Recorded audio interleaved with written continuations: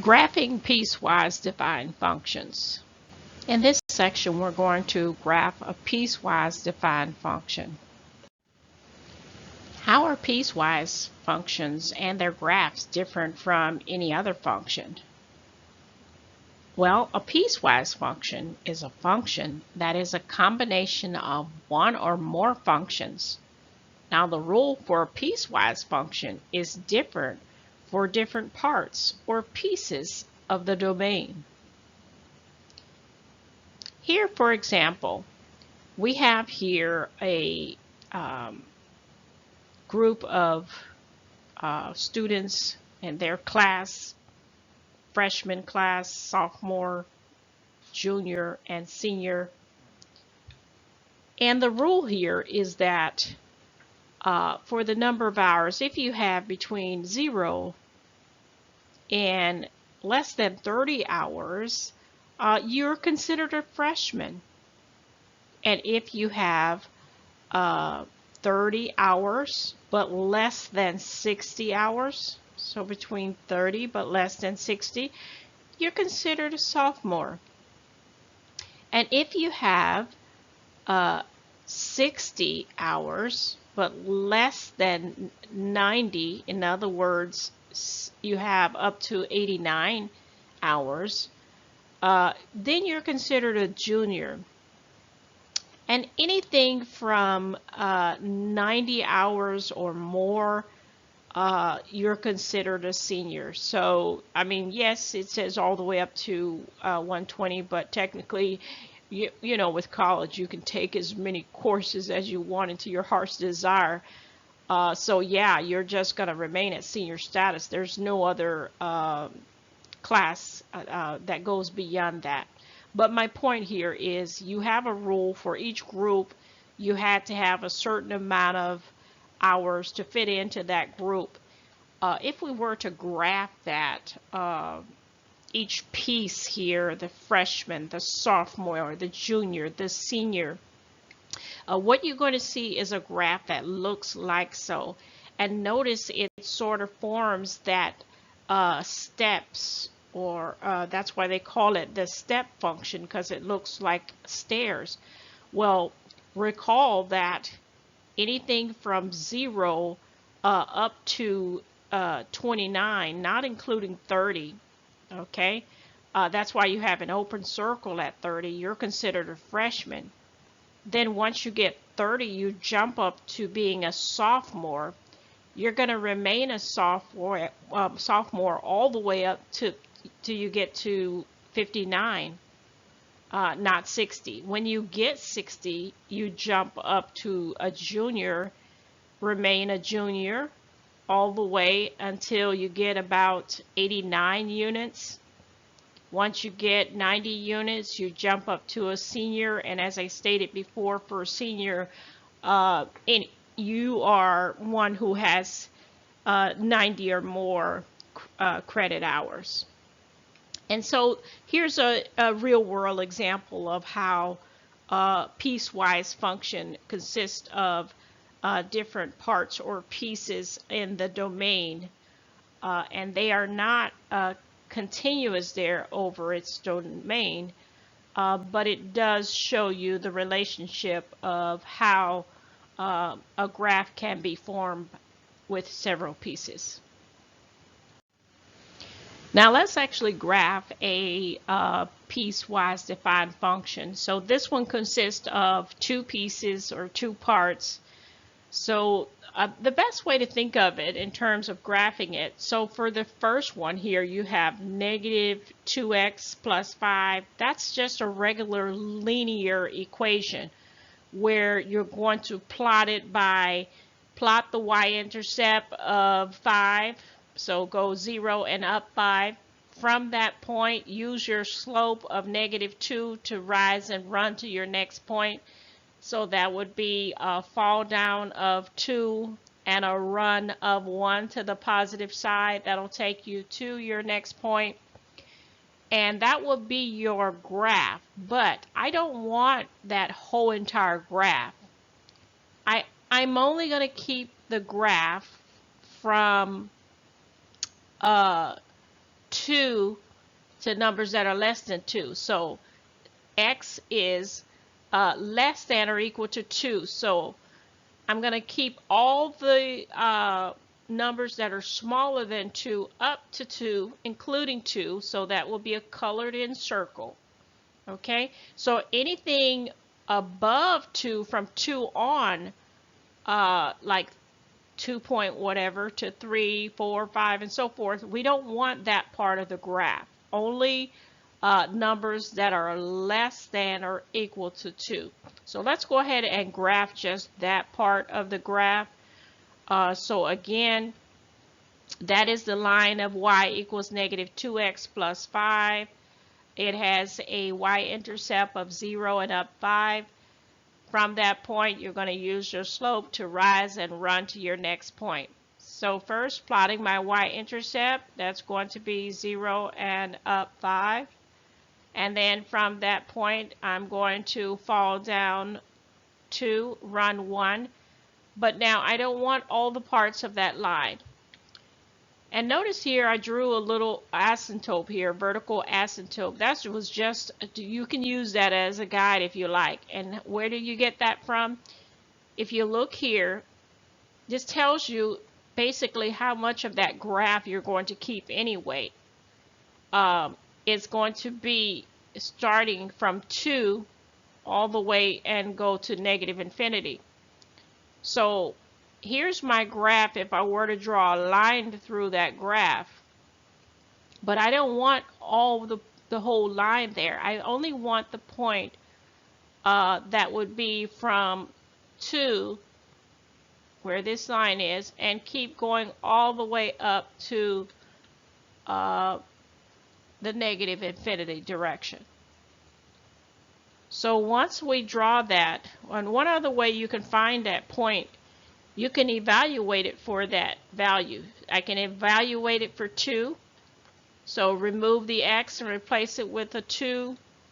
Do the math, your output is going to be 2, 1. So that tells you where the end point of your graph is going to be. So it's going to be over 2, up 1. And then again here, it showed us that our graph is going to be moving to the left. So that's why our arrow is positioned that way. And again, we didn't want the whole entire line. We only wanted numbers from 2 and all the way. This is going to keep going all the way to smaller numbers. And that is what we wanted. So that is the first piece or part of our graph. Now the next part of our graph is going to be the graph of x plus 1. In other words, the identity function, but the graph is just going to be raised up 1 unit. But this time on that line of x equals 2, we're going to keep all the numbers that are greater than 2, not including 2, so I'll have an open circle at that point. So what you can do is let's go ahead and graph our line. So that would have a y-intercept at 0 and 1. And notice here you have a slope of 1, so that's going to be a rise and run of both 1. So plotting that 0 and up 1, and then go ahead and go rise and run 1. And that's where your line would be. And again, it's going to start at 2. But the thing is at 2, here we are on the line right here at 2. On this, our line goes all the way through here, but we only want the point that is going to be moving toward positive infinity. So to find your endpoint, you can plug it in, plug in a 2 in x's place. When you do that, it gives you your endpoint of over 2 and up 3. So over 2 and up 3. Okay, so you would be right here. Now this is your whole line. We don't want that whole line. We only want from 2 here and all the way going, the arrow going this time toward positive infinity. So that would be part of the other piece of our graph. We don't need those other little dots. We just use that as a guide to what our line should look like to line up our ruler. But again, we only wanted numbers that were greater than 2, not including 2, and that's why you have an open circle. So putting everything together, this is what your piecewise function is going to look like. Again, it is a graph that consists of 2 parts or 2 pieces. And again, you don't have all of your whole line of that line that you graphed. It specifically tells you the rule of just how much of that line that you are going to graph. Okay? So here we have 2 other functions. So this piecewise function is also going to consist of 2 pieces. And our vertical asymptote that we're going to draw is going to be x equals -4, only just to guide us in terms of from that point we're going to be moving our arrow to the left or moving our arrow to the right, whatever specifics there are. So for the first piece, we're going to graph the line of y equals 2x plus 10. So that's a y-intercept of 10 and then a slope of 2. So you're going to rise and run to your next point. Now, in terms of how much of the graph we're going to keep, it would be from -4 all the way to negative infinity. So we don't want any numbers that are greater than that. We want numbers that are less than -4. It doesn't include -4, so you're going to use an open circle. So let's go ahead and begin graphing that one. So my y-intercept 0 and up 10. Now I have a positive slope here too. So rise up 2 and run 1.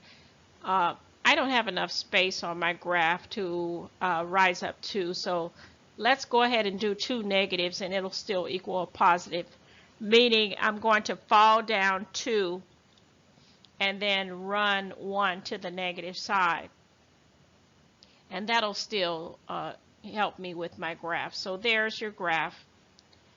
And yes, if we were to line up, ruler up, our line would look something like that, but we don't want all the line. We only want the part of the line that extends from -4 all the way to negative infinity. So let's get our endpoint so we'll know exactly where to put our open circle. So we're going to plug in a value of -4, evaluate for -4. When you do that into the function, what you're going to get is an output of 2. So our ordered pair would be -4 and up 2 is where our circle is going to be. And notice here that yes, it is going to be moving our arrow to the left toward negative infinity, and that is the first piece of the function. The next piece of the function, y equals 7, recall when you see y equal, that is going to be a horizontal line passing through the y-axis and passing through at 7. We're not going to keep all that line. We're only going to keep numbers that are -4 and greater. So our arrow is going to be pointing toward positive infinity. So to graph that line of y equals 7, that's just simply passing through the y-axis at 7. And we only want the numbers that are -4 and greater. And it does include -4, so we're going to color our circle. So it's going to be, let's see, here's -4. Let's go up to where that line is. So we're going to color our circle here. And then we're going to keep going to positive infinity there. And that's our piece there of the function. So let's put both pieces together and see what they look like. And they're going to look like so. And there you have it. We have graph this piecewise function.